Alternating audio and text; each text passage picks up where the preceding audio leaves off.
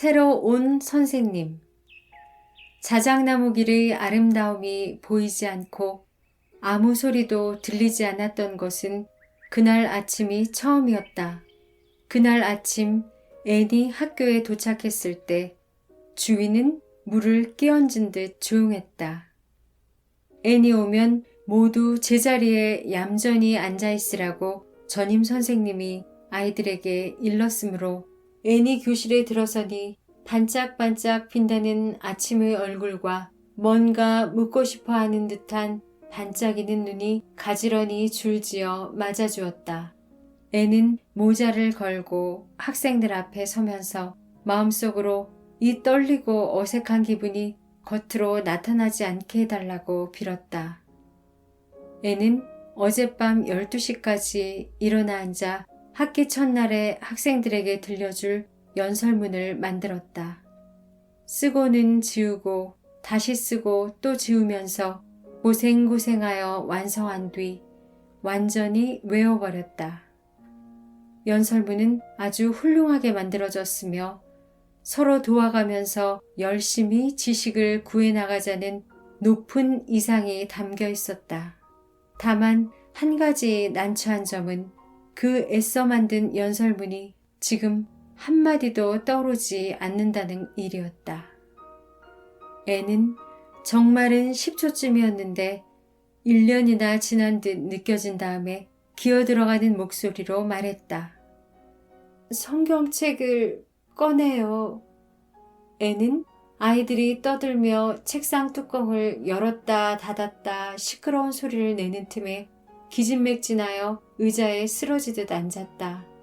아이들이 성경 구절을 읽고 있는 동안 앤은 겨우 마음을 가라앉혔다. 앤은 어른의 나라로 향하고 있는 어린 나그네들의 얼굴을 바라보았다. 대부분은 물론 낯익은 얼굴들이었다. 앤의 동급생은 지난해 졸업했고 졸업하지 않은 아이들은 모두 앤과 함께 상급 학교에 진학했다. 남은 학생은 하급생 반과 에이번리에 새로 온 10명의 아이들이었다. 앤은 그 능력을 거의 다 알고 있는 하급생이었던 아이들보다 이 10명의 신입생에게 흥미를 느꼈다. 역시 다른 아이들과 마찬가지로 평범할지 모르지만 어쩌면 그 가운데 한 명쯤 천재가 있을지도 모른다고 생각하니 기뻐서 가슴이 뛰었다. 구석에 혼자 앉은 아이는 앤서니 파이였다. 검고 무뚝뚝한 작은 얼굴이었는데 저그에 가득 찬 검은 눈으로 앤을 바라보고 있었다. 그것을 보고 앤은 이 소년의 애정을 차지하여 파인의 사람들을 놀라게 만들어야겠다고 그 자리에서 마음먹었다. 반대편에 낯선 소년이 아티슬론과 나란히 앉아 있었다.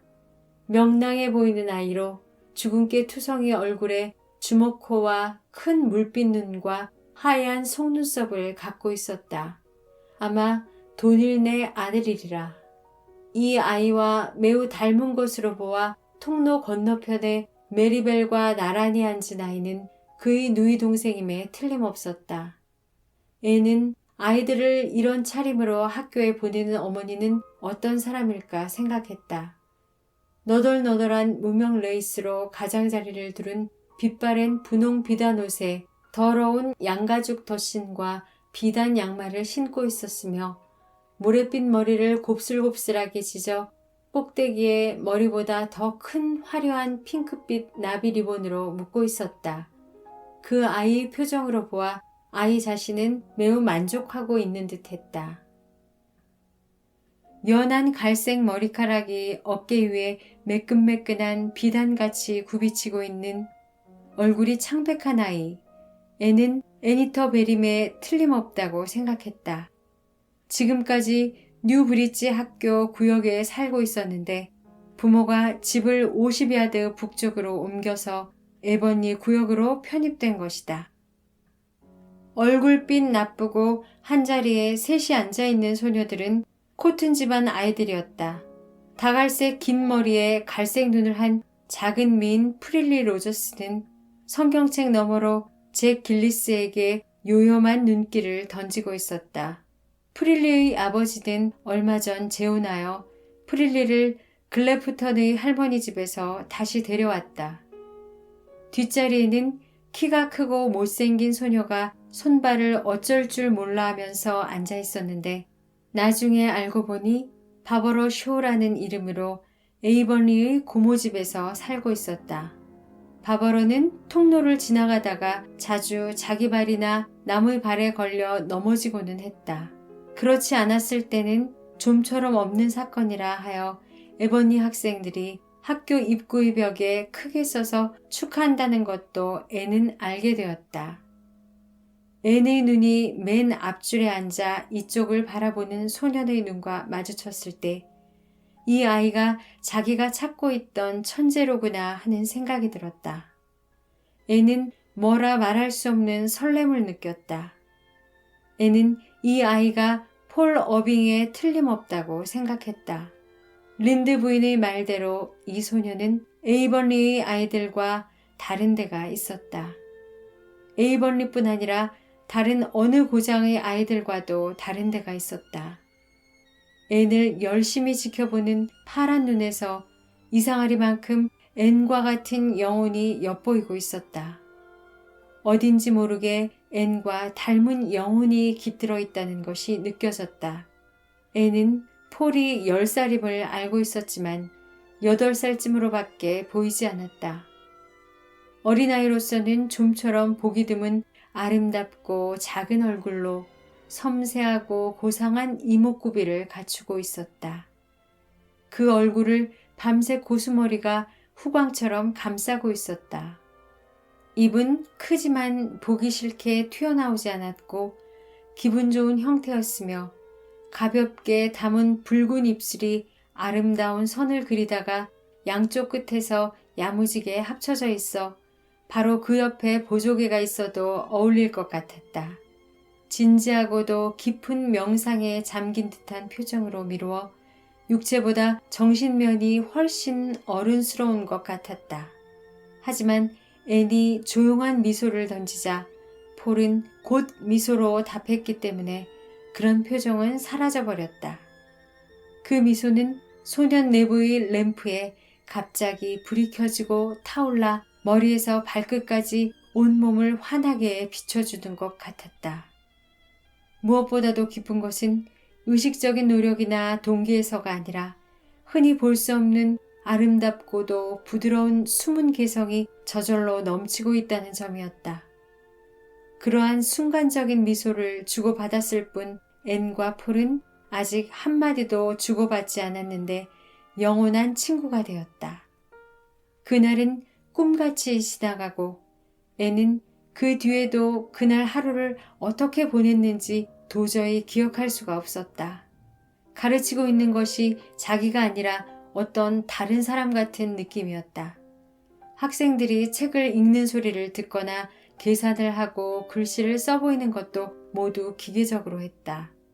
아이들의 태도는 아주 훌륭했으나 두 사람의 예외가 있었다. 몰리 앤드루스가 잘 길들인 2마리의 귀뚜라미를 통로에서 달리게 하는 것을 보았다. 앤은 몰리를 교단에 1시간 동안 세워두었다가 귀뚜라미를 빼앗았다. 몰리에게는 귀뚜라미를 빼앗는 것이 훨씬 더 효과가 있었다. 그것을 상자에 넣어 집으로 돌아가다가 앤은 제비꽃 골짜기에서 놓아주었는데 몰리는 앤이 집으로 가져가 기르려 한 것이라고 끝까지 생각했다. 또 한 아이는 앤서니 파이였는데 물통에 남아있던 석판용물을 아우렐리아 클레이의 목덜미에 부었다. 앤은 쉬는 시간에 앤서니를 교실에 남게 하여 신사란 어떻게 해야 하는지를 가르쳐주고 신사는 결코 숙녀의 목덜미에 물을 부어서는 안 된다고 타일렀다.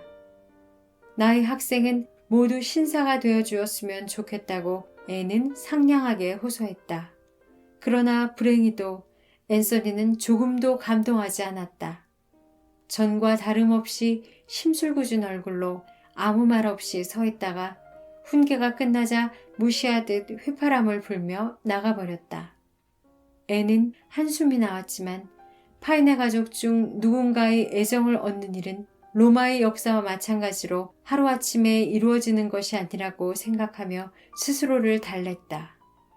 사실 파인의 사람들 가운데 진정한 애정을 지니고 있는 사람이 있을지조차 의심스러웠지만 애는 앤서니의 무뚝뚝한 얼굴 뒤에 무엇을 숨기고 있는지 알아내면 뜻밖의 착한 아이일지도 모른다는 희망을 가졌다.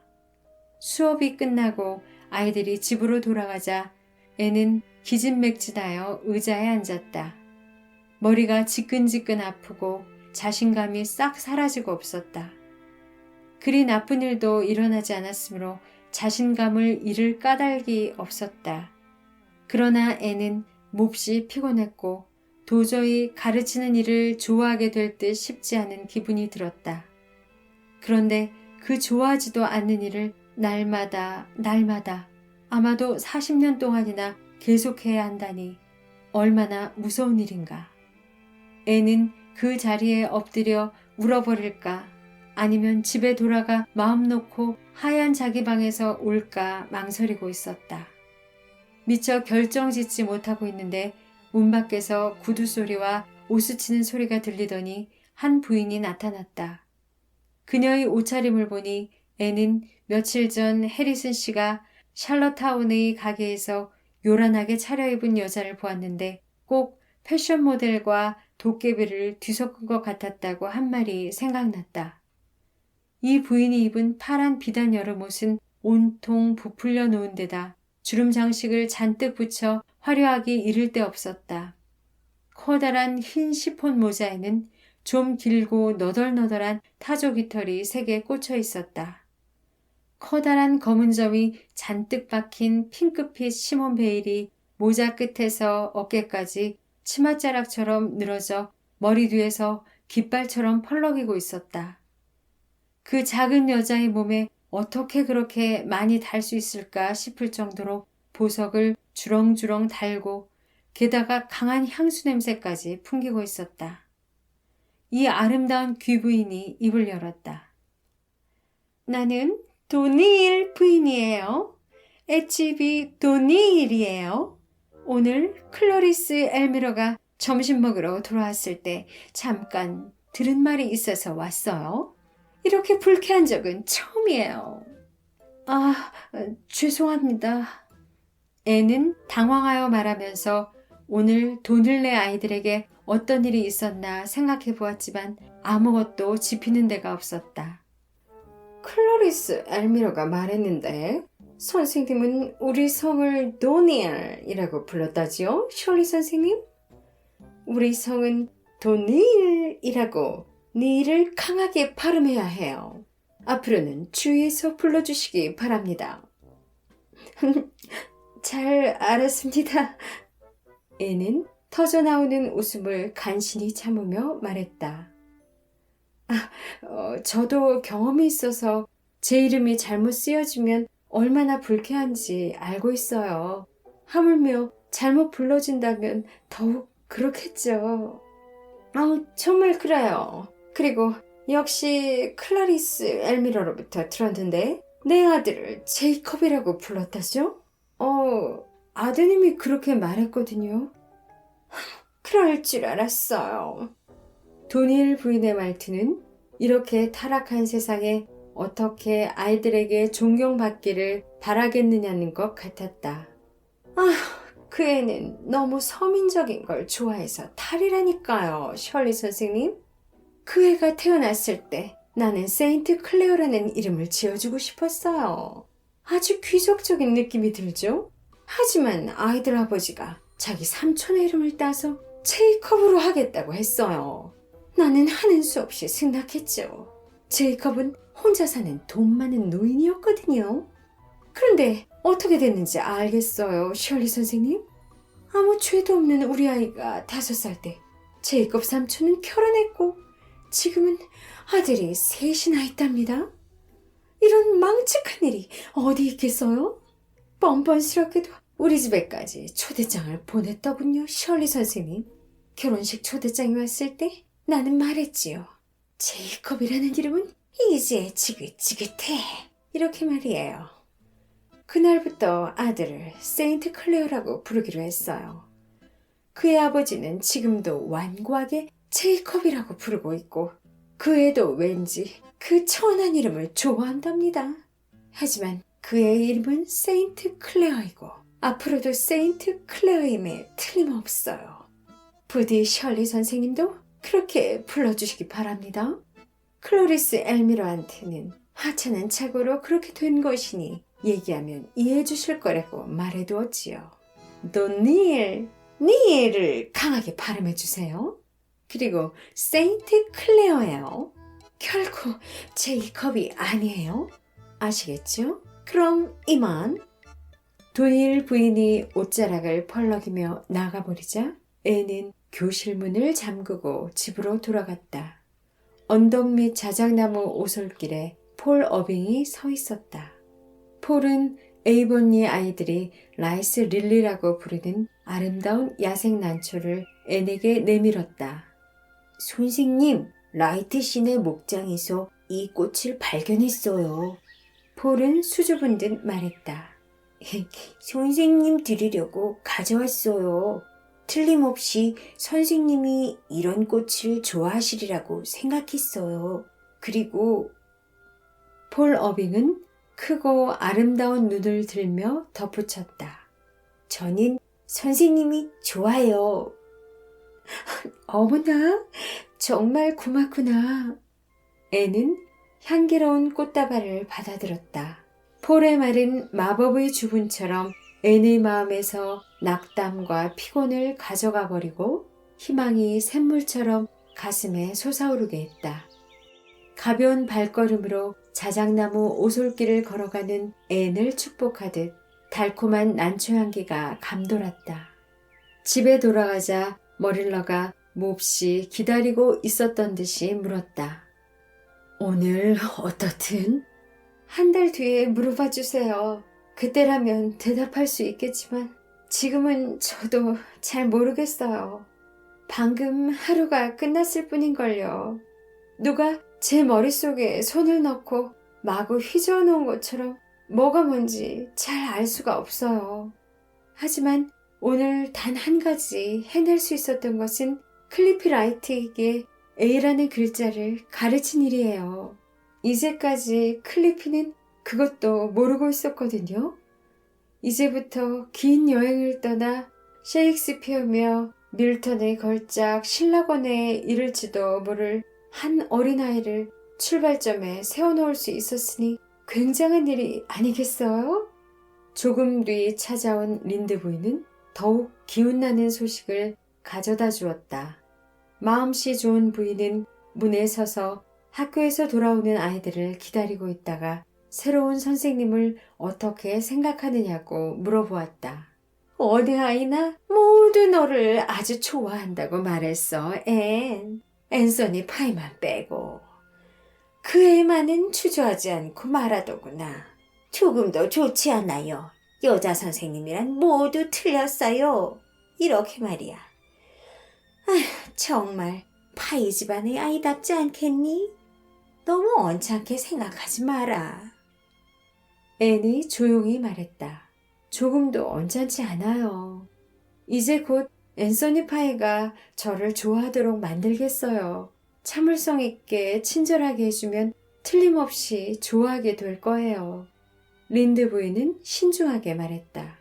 글쎄, 어떨는지. 어쨌든 상대는 파이 집안 아이니까 그 사람들은 언제나 이쪽이 생각하는 것과는 반대로 나가거든. 마치 꿈처럼 말이야.